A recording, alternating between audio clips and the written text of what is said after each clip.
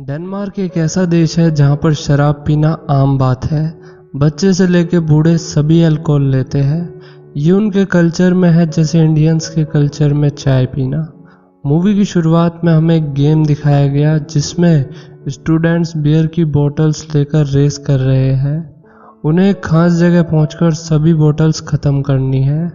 Vomit करने पर 1 point minus हो जाएगा।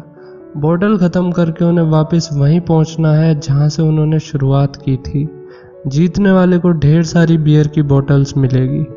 ये स्टूडेंट्स वापस आते हुए मेट्रो में काफ़ी हंगामा करते हैं और टिकट चेकर को भी हथकड़ी से बांध देते हैं। स्कूल में प्रिंसिपल टीचर्स को बता रही है कि हमारे स्कूल के बच्चों ने कल रात नशे में होने की वजह से मेट्रो के टिकट चेकर के साथ बदतमीजी की। मैं मानती हूँ कि मज़े करना अच्छी बात है लेकिन लिमिट में रहकर, पर मुझे लग रहा है कि ये लिमिट अब क्रॉस हो रही है। मैंने सोचा है कि नेक्स्ट सेमेस्टर में ज़ीरो अल्कोहल पॉलिसी लागू की जाए। ज़ीरो अल्कोहल पॉलिसी का मतलब है पूरे स्कूल में सभी प्रकार का नशा बैन कर देना। अगर कोई अल्कोहल लेता हुआ पकड़ा गया तो उसे रस्टिकेट कर दिया जाएगा। मार्टिन इसी स्कूल में टीचर है। उसकी ज़िंदगी घर और काम पर दोनों जगह बहुत बोरिंग है।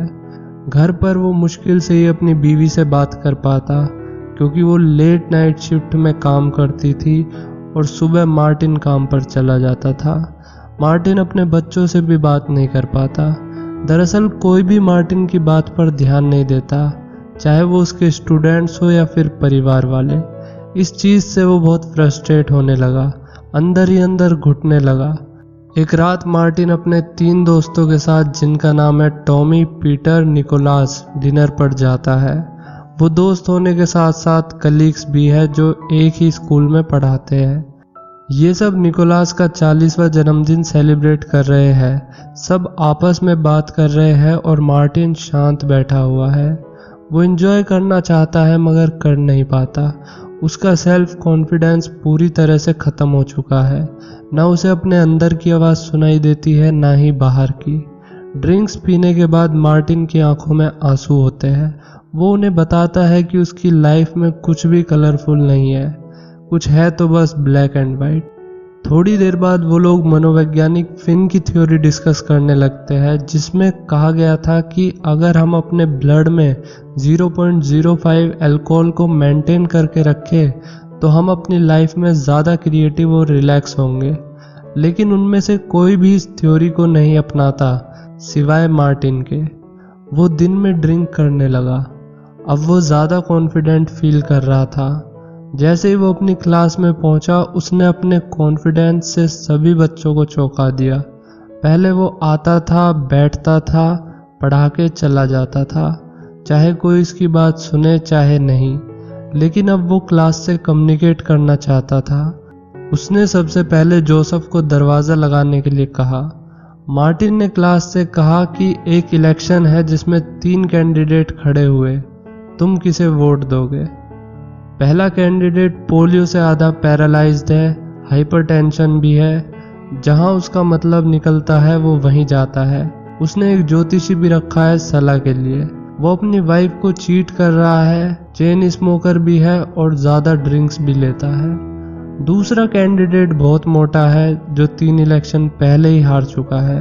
उसे डिप्रेशन भी है और 2 बार हार्ट अटैक भी आ चुके।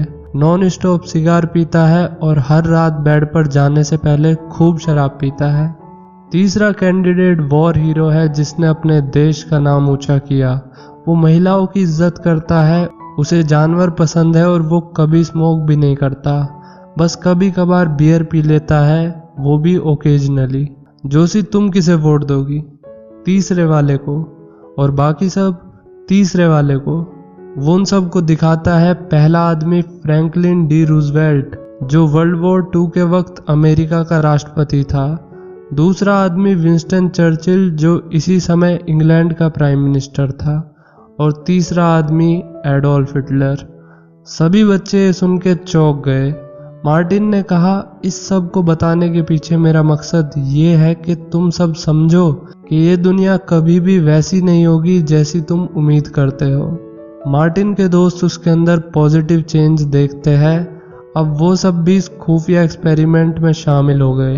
उन्होंने कुछ स्ट्रिक्ट रूल्स बनाए, जैसे 8 बजे के बाद ड्रिंक्स नहीं लेनी और ना ही वीकेंड्स पर। उन सब ने तय किया कि ब्लड में 0.5 से ज़्यादा अल्कोहल भी नहीं जाना चाहिए। वो ये चेक करने के लिए एक मशीन भी ले आए। कुछ ही वक्त में उन्हें फील होने लगा कि अब वो अपनी लाइफ को पहले से ज़्यादा एंजॉय कर रहे हैं। टॉमी बच्चों की फुटबॉल टीम का कोच है, वो उन्हें अब पहले से ज़्यादा इंस्पायर करता है। टॉमी ने चश्मे वाले बच्चे को इतना काबिल बनाया जितना वो शायद उसकी गाइडेंस के बिना नहीं बन पाता। पीटर ने भी कुछ नए तरीके खोजे अपने स्टूडेंट्स को ये सिखाने के लिए कि वो पैशन के साथ कैसे गा सकते हैं। निकोलास इसके बारे में लिखने लगा ताकि वो एक्सपेरिमेंट के रिजल्ट्स का जायजा ले सके। इस एक्सपेरिमेंट के चलते मार्टिन अपनी बीवी और बच्चों से दोबारा जुड़ने लगा। वो सभी साथ में छुट्टियां मनाने गए, जहां मार्टिन और मार्टिन की वाइफ अनिका काफी क्लोज आ गए, वो भी एक लंबे अरसे के बाद। मार्टिन के वापस आने के बाद सभी दोस्तों ने डिसाइड किया कि अब उन्हें अल्कोहल की मात्रा बढ़ाकर 0.5 से 0.10 करके देखनी चाहिए। अभी भी वो चारों अपनी जिंदगी में लगातार सुधार महसूस कर रहे थे। पीटर सेबेस्टियन नाम के एक स्टूडेंट से मिला। सेबेस्टियन एग्जाम को लेकर बहुत परेशान था क्योंकि वो पिछले कुछ सालों से फेल हो रहा था। पीटर ने उसे सलाह दी कि वो एग्जाम में बैठने से पहले थोड़ी सी ड्रिंक करके जाए, जिससे उसका दिमाग शांत रहेगा। इस एक्सपेरिमेंट में सक्सेस के चलते उन चारों ने डिसाइड किया कि हमें बिंज ड्रिंक पीनी चाहिए। बिंज ड्रिंक का मतलब है कम समय में ज्यादा अल्कोहल लेना। उन्होंने बिंज ड्रिंक पीने के बाद रात भर मजे किए, लेकिन वापस घर आने पर निकोलास ने बेड पर टॉयलेट कर दिया। उसकी वाइफ निकोलास के शराब पीने से परेशान हो गई थी। वो बच्चों को लेकर वहां से चली गई। मार्टिन भी कम मुसीबत में नहीं था। वो नशे की हालत में अपने पड़ोसी के दरवाजे पर ही सो गया था। मार्टिन के बेटे ने उसे ढूंढ लिया और अपने साथ घर ले गया। अनिका और लड़के अपने पिता से उसके पीने के बारे में बात करते हैं। वे मार्टिन को बताते हैं कि हम जानते हैं आप पिछले कुछ हफ्तों से छुप छुप कर शराब पी रहे हो और हमें इस बारे में चिंता है। कुछ देर बाद मार्टिन और अनिका के बीच में बहस हो जाती है। उसकी बीवी उससे कहती है कि तुम अपने परिवार के साथ कभी मौजूद ही नहीं थे और ना ही अब हो। इसी बहस के दौरान अनिका कबूल करती है कि उसने मार्टिन को चीट किया है।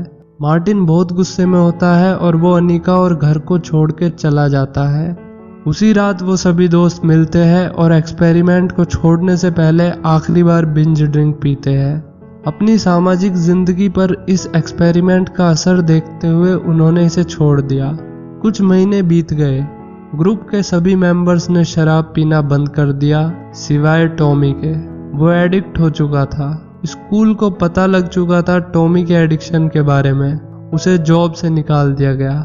मार्टिन उसे घर लेकर गया जब वो नशे में प्रिंसिपल और बाकी स्टाफ के आगे गिर गया था।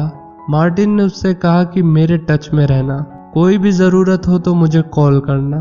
कुछ दिनों बाद टॉमी अपने डॉग को लेकर बोट पर गया और मर गया। ऑडियंस को पता नहीं चलता कि वो शराब की वजह से मरा, डूबकर मरा या फिर उसने सुसाइड की। तीनों दोस्त उसके फ्यूनरल को अटेंड करते हैं। वहां पर छोटे बच्चों की फुटबॉल टीम भी अपने कोच के लिए मौजूद थी। फ्यूनरल के बाद वे तीनों डिनर पर जाते हैं, जहां मार्टिन को अनिका का मैसेज आता है जिसमें वो कहती है आई मिस यू। मार्टिन अपनी शादी को दूसरा मौका देने के लिए अब तैयार था। तभी दिखाते हैं कि बाहर उनके स्टूडेंट्स जो पास हो चुके हैं सेलिब्रेट कर रहे हैं। दरअसल डेनमार्क में स्कूल से पास आउट होना बहुत बड़ी बात है और वो इस मौके को फेस्टिवल की तरह सेलिब्रेट करते हैं। वो सभी स्टूडेंट्स अपने टीचर्स को भी डांस करने के लिए इंसिस्ट करते हैं। मार्टिन, जो पहले जैज बैलेट डांसर रह चुका, पीटर के साथ डांस करता है। उसने पहले मना कर दिया था, लेकिन उसके दोस्तों के कहने पर वो अपना डांस दिखाता है। वो अपनी पूरी एनर्जी के साथ डांस करता है और आखिर में एक शानदार छलांग समुंदर में लगाता है, जहां मूवी एंड हो जाती है। दोस्तों, इस कहानी से हमें सीखने के लिए मिलता है कि हमें लाइफ को कभी भी ज्यादा सीरियस लेना नहीं चाहिए, बल्कि छोटी छोटी चीजों में खुशी ढूंढनी चाहिए। अपनी फैमिली के साथ टाइम स्पेंड करना चाहिए और सबसे जरूरी, हमें जो काम पसंद है वो करना चाहिए, क्योंकि जब हम ऐसा काम करते हैं जो हमें पसंद है तब हम खुश रहते हैं। और अगर हम खुश रह पाएंगे तो हम अपने आसपास वालों को भी खुश रख पाएंगे, वो भी नेचुरली, बिना शराब पिए। दोस्तों, किसी भी तरीके का नशा शॉर्ट टर्म में आपको खुशी दे सकता है, लेकिन अगर लॉन्ग टर्म में देख के चले तो ये आपकी रेपुटेशन और आपकी लाइफ दोनों आपसे छीन सकते हैं।